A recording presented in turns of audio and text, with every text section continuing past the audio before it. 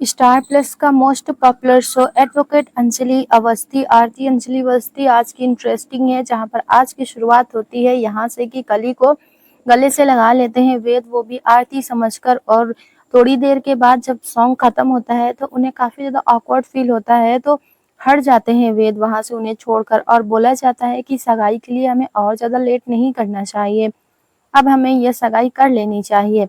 जैसे ही रिंग पहनाने वाले होते हैं महक की उंगली में, वैसे ही तालियां बजाते हुए क्लैपिंग करते हुए आरती वहां पहुंच जाती है। जब आरती वहां पर जाती है तो उनके साथ में उनकी माँ भी है। उन्हें देखकर काफी ज्यादा ही गुस्से में आ जाते हैं राघव सिंह राजपूत, और कहते हैं कि इन लोगों को घर के अंदर किसने आने दिया, चलो इन्हें घर से बाहर अभी निकालो। अब ये बोलता है कि ये शुभ काम आप मेरे पे छोड़ दीजिए, मैं ये कर दूंगा। इधर कहते हैं कि चलो निकलो अब यहाँ से, तुम इस घर के अंदर नहीं आ सकती। लेकिन ये आरती कहती है कि मैं घर के अंदर आ सकती हूँ, कोई मुझे रोक नहीं सकता। जब उन्हें रोकने की कोशिश की जाती है तब वो उन्हें पीट देती हैं, और कहते हैं कि मैं कानूनी अधिकार लेकर यहाँ आई हूँ।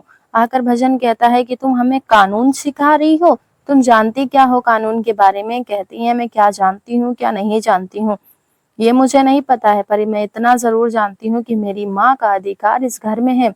सारिका कहती है कि क्या बकवास कर रही हो, निकालो इन लोगों को इस घर से बाहर, ये यहाँ नहीं रह सकते हैं। महक कहती है कि क्यों नहीं रह सकते हैं, ये इस घर की बेटी है और अंजलि भाभी इस घर की बहू है, तो वो तो यहाँ रहेंगे ही। मना करते हैं राघव और कहते हैं कि चुप रहो महक। काव्या कहती है निकालो इन लोगों को घर से अभी के अभी निकालो, लेकिन ये बोलती हैं कि क्यों निकालो, वो यहीं रहेगी।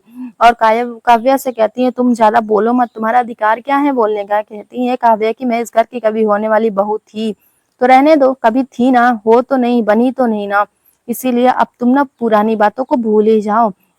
राघव कहते हैं निकालो इन लोगों को घर से बाहर, हम इन्हें बर्दाश्त नहीं करने वाले हैं। बहुत ज्यादा कोशिश करते हैं कि किसी भी तरह से आरती इस घर से चली जाए अपनी माँ को लेकर, लेकिन ये जो है ना बोलते हैं कि देखो महक तुम आगे नहीं बढ़ोगी और ना ही तुम इन्हें रोकोगी, क्योंकि ये इस घर के लायक है ही नहीं। अगर इन लोगों ने हमें आशीर्वाद दिया ना तो मैं ये सगाई तोड़ दूंगा। महक कहती है कि तुम मुझे किस अधिकार से रोक रहे हो, किस अधिकार से, अरे इस घर का होने वाला दामाद हूँ मैं, और इतने ढेर सारे जो लोग यहाँ पर आए हैं ना हमारी और तुम्हारी वजह से ही आए हैं, और हमारे तुम्हारे लिए ही आए हैं। कहती है आरती कि मैं इस घर से नहीं जाने वाली हूँ, क्योंकि कानूनन अधिकार है मेरा कि मैं इस घर में रह सकती हूँ, और मेरी माँ भी, मैं वहां से कोर्ट से ऑर्डर लेकर आई हूँ। अगर हमें किसी ने भी हाथ लगाया ना तो पंकज पुरोहित को मैंने कॉल कर दिया है, एसीपी यहाँ पहुंच जाएगा और उसके बाद क्या हाल होगा तुम लोगों का तुम लोग अच्छे से जानते हो। अब यहाँ पर बहुत ज्यादा ही तमाशा हो जाता है। युवराज की माँ कहती है कि आप लोग क्या हमें इंसल्ट करवाने के लिए यहाँ बुलाए हैं, अभी तक ये लड़की यहाँ पर क्यों खड़ी है, निकालो इसे बाहर यहाँ से। अब ये काव्या कहती है चलो निकलो यहाँ से। आप कौन होती हैं काव्या ठाकुर इस बारे में बोलने वाली कि मैं यहाँ से चली जाऊं, अरे तो मैं इस घर की होने वाली बहू थी ना, हुई तो नहीं, बहू तो मेरी माँ ही बनी थी, और कोई अधिकार नहीं है तुम्हें इस घर से मुझे निकालने का। मेरा तो अधिकार है कि मैं तुम्हारे अगेंस्ट जाकर बोल भी सकती हूँ, कह भी सकती हूँ, लेकिन तुम्हारा कोई अधिकार नहीं बनता। कोई भी मुझे इस घर से बाहर निकाल ही नहीं सकता है, कोई नहीं निकाल सकता। अब ये बोलती है कि बिल्कुल बेटा तुम घर के अंदर आओ, तुम्हारा अधिकार है ये, तो अपनी माँ को लेकर आओ, अंदर आओ यहाँ। और कहती है आरती की सबसे पहले आशीर्वाद दिया जाएगा तो मेरी माँ ही देंगी, क्योंकि ये उनका अधिकार है। कली कहती है क्यों आई हैं आप यहाँ पर, कली कहती है ये यहाँ पर क्यों आ गई समझ में नहीं आ रहा है। वेद कह रहे मुझे भी नहीं पता है कि ये क्यों यहाँ आई है, आरती का रिश्ता क्या है इस घर से। थोड़ी देर के बाद आरती कहती हुई है कि मैं इस घर की बहू हूँ, मेरी माँ इस घर की बहू है और मैं पोती हूँ।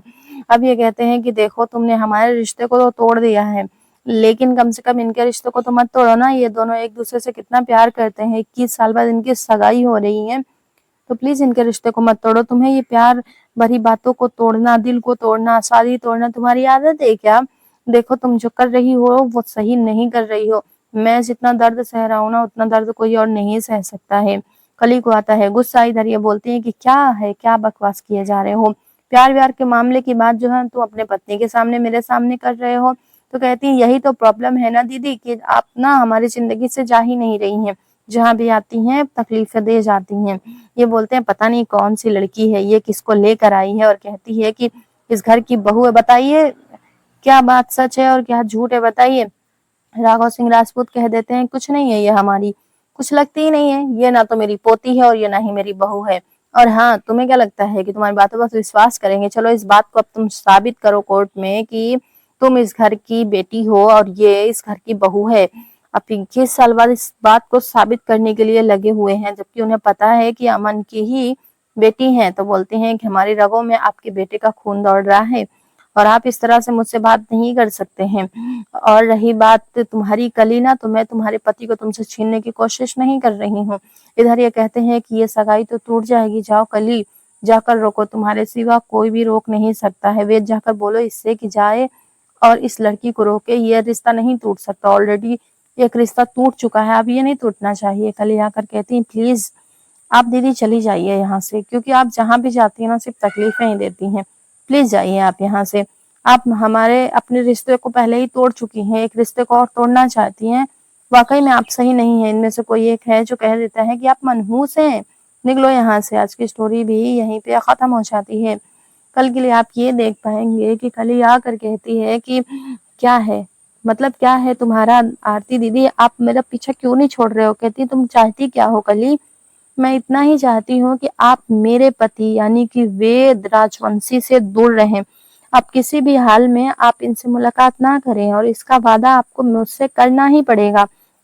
थोड़ी देर के बाद आरती हाथों में हाथ रखती हैं और प्रॉमिस भी कर ले जाती हैं और कहती हैं कि देखो मैं तुम्हारे पति से ना तो मिलूंगी और ना ही बात करूंगी, लेकिन अगर कानूनी तौर पर वो मेरी जिंदगी में इन्वॉल्व होते हैं तो मैं इसमें कुछ नहीं कर सकती हूँ। और हाँ, चाहो तुम अपने पति को अपने पल्लू से बांध लो और उसके बाद भी तुम्हारे पति आजाद हो गए ना, तो मेरी इसमें कोई भी जिम्मेदारी नहीं है और ना ही मेरी कोई गलती है।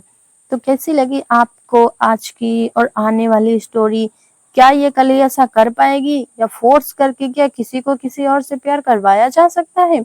और अगर वेद का मन बदल गया तो फिर क्या हो सकता है? क्या कली वेद के दिल में अपने लिए जगह बना पाएगी या फिर नहीं? या फिर जो मेन कैरेक्टर है वेद का, उसी की शादी करवा दी गई है, वो भी नकली शादी, फेक, जिसके बारे में महुआ और साथ में आरती के सिवा कोई भी नहीं जानता है। तो क्या कहना चाहेंगे इस बारे में? क्या ये सच्चाई सामने आ जानी चाहिए? क्योंकि कली जिस अधिकार को मांग रही है वो तो सच में उसका अधिकार है ही नहीं।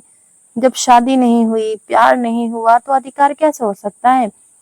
आपको क्या लगता है कि कली अपनी जगह पर सही है या गलत है? क्योंकि कली को तो यही लगता है कि उसकी शादी हो चुकी है, जिस इंसान ने उसको पनाह दी, उसको इन लोगों से बचाया है, उसी के साथ इतना गलत। क्या कहना चाहेंगे इस बारे में? आपकी अपनी राय क्या हमें कमेंट्स में बताइएगा और किस स्टोरी को देखना चाहते हैं वो भी कमेंट्स में जरूर बताएं। Thanks for watching.